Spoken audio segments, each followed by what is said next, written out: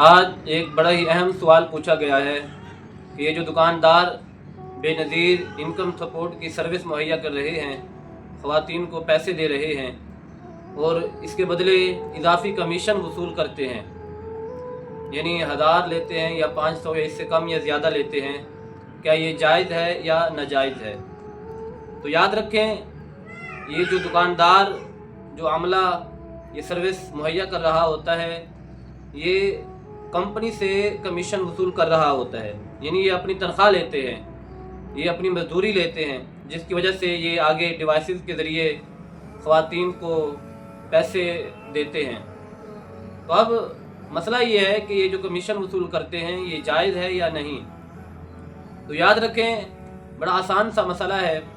जबकि दुकानदार अपनी तनख्वाह ले रहा है एक इदारे से, एक कंपनी से वो अपनी तनख्वाह भी ले रहा है, लेकिन इसके बावजूद वो जब औरतों को पैसे देता है निकाल के, तो इससे वो इजाफी कमीशन वसूल करता है। तो ये उस दुकानदार के लिए हराम है और नाजायज़ है, क्योंकि ये उसके लिए एक इजाफी कमीशन है।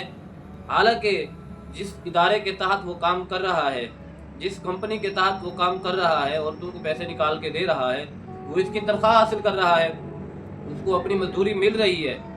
इसके बावजूद अगर वो पैसे वसूल करता है, इजाफी कमीशन हासिल करता है, चाहे वो 10 रुपए ही क्यों ना हो, तो ये उस दुकानदार के लिए हराम है।